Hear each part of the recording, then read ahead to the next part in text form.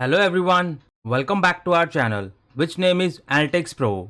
And here under this playlist guys, we are going to cover only DAX differences in detail, which are majorly asked in an interviews. So in the previous tutorial guys, we have studied about the difference of count versus count A. I hope now you guys are clear with the difference of count and count A. And now in today's tutorial guys, we will talk about one more DAX difference which is asked in an interviews between count versus count rows. So let's begin our class. So firstly guys, let's look at the syntax. Under count function, we have just only one parameter which is column name. But under count rows guys, the parameter is different. Here we have the table name which is optional. And now let's move towards the Power BI desktop screen. And let's understand the difference with practical.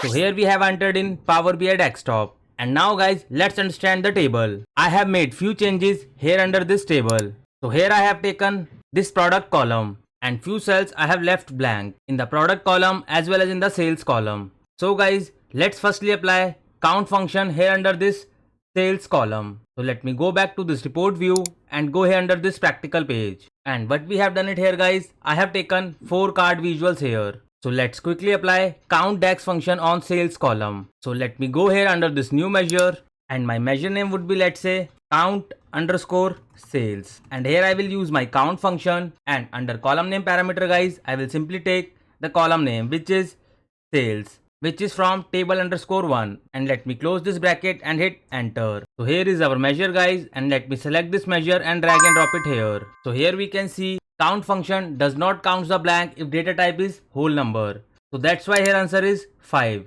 We have 5 whole number data and rest 3 cells are blank. So this thing we have already discussed multiple times. And now guys, let's apply count rows DAX function. So what I will do guys, let me go here under this 3 dots and click here on this new measure. And this time I rename this measure name as count rows underscore sales. And here I will simply use my DAX function which name is count rows. So here we guys can see the parameter is different. So here we need to take the table name, not a column name. So my table name is table underscore 1. And let me close the bracket and hit enter. And now guys, let me select this measure and drag and drop here under this card visual. So see guys, here result is different. It is getting us 8.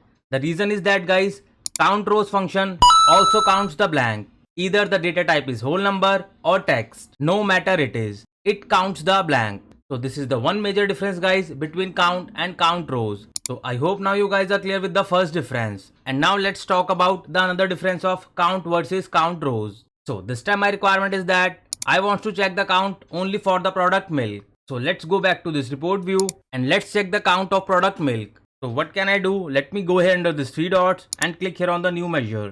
And this time my measure name would be count rows underscore milk, because I am using the count rows function to see the count of product milk. And here I will write my DAX function which is count rows. So if you want to filter any specific thing guys, so what we can do, we can simply use filter function here under this count rows function. So filter function is a table manipulation function guys. So wherever you see the table parameter, you can use filter function over there. So here under this table parameter, I will use filter function. And now let's fill the parameter of filter. So the first parameter is table. So my table name is table underscore 1, comma, and under filter expression guys, you can write your calculations. Like I want to filter milk from the product.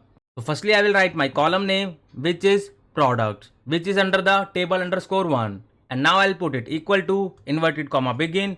And here I will simply write my value which is milk and close the bracket and hit enter. So here we guys can see we have created a DAX function with count rows using filter function. And now let me select this measure and drag and drop it here. So see guys, I can clearly see the total count of the milk is 2. And now let's cross check. So see guys, here we can see only milk 2 times. So this is the another way of using this count row function. So now the question is that can we use filter function under count function? So answer is no. Let's try this thing. So let me click on this 3 dots and go here under this new measure. And I want my measure name would be count underscore milk. And here I will use my count function.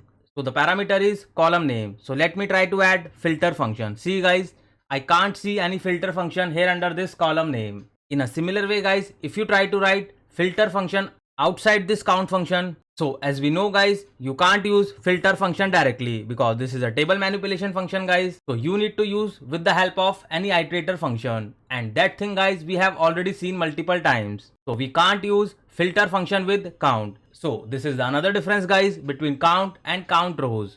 And now let's talk about one more and last major difference. So before that guys, let's create a dimension table. So I will simply go ahead under this home tab and click here on this enter data. And now guys, let me rename this column name as products. And here I am taking the unique list of products like milk, bread, butter, fruit, that's it. And let me rename this table name as dimension and click here on this load button. So here we guys can see our table has ready with the list of unique products. And now let's go here under this model view. So as we already know, this product column is a primary key here under this dimension table, and this is a foreign key. So what I will do, let me select this and drag and drop it here. So here we can see our relationship is created, which is one to many. So if you guys wants to count all the products from this dimension table, so with the help of count rows function, we can count all the products from this dimension table, because now we have created a relationship and we can easily use related table function under count rows. So now let's try this thing with practical. And now guys, let's go back to this report view and let's create count rows function with related table. So this time guys, I want to check the product count, but I will take product column from this new product table. I will not take it from this table underscore 1. So let's create this requirement guys. Now simply go here under this 3 dot and click here on the new measure, and I'm renaming this measure name as count rows underscore products. So here I will simply use count rows function, and under table parameter guys, I will simply use my related table function. So under related table, we have the one parameter which is table name. So this time my table name is dimension, and let me close the bracket and hit enter. And now let me select and drag and drop it here. So we can clearly see the count of this dimension table product. So this is the another way guys of using this count rows DAX function, but you cannot use count function with any kind of relationship. So I hope now you guys are clear with the difference of count versus count rows. And now let's understand the definition and its differences.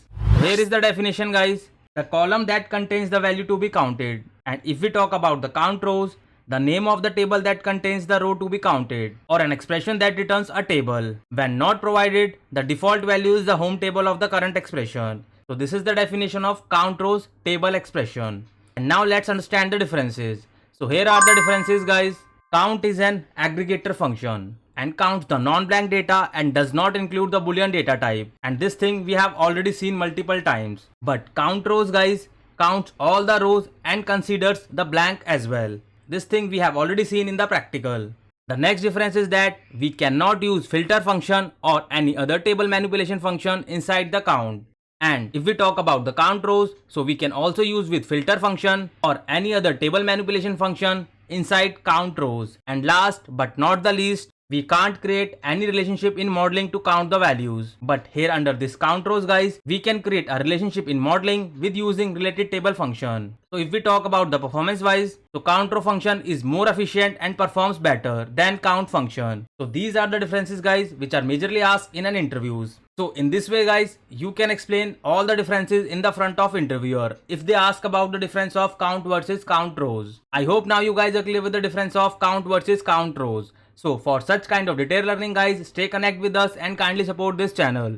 And those who are visit first time on this channel, kindly hit the like, share and subscribe. And don't forget to press this bell icon guys, else you will miss an update. And those who wants to learn Power BI or SQL from scratch, so you guys can follow this free YouTube channel which name is Analytics Pro. And if you scroll it down guys, so here you guys can see we have a full course Power BI playlist where I have explained each and every concept about Power BI in detail. And if you click here on this playlist button guys, so you guys will get to see multiple playlists are here. This is the Power BI full course playlist, and these are the advanced concepts of Power BI where you guys can take the knowledge of advanced concepts of Power BI. And we have this Power BI with SQL playlist where you guys can learn all the concepts of SQL from scratch. So you guys can start your SQL journey with this free YouTube channel. And along with that guys, we have this visualization playlist and we have this DAX expression playlist where we have covered most of the DAX functions from scratch which are majorly used in your projects. And here under this playlist, I am also trying to cover all the differences of DAX functions which is majorly asked in an interviews. And very soon guys, I will add some more playlists so that you guys can take better understanding of the analytical skills. And for the job seekers guys, we have this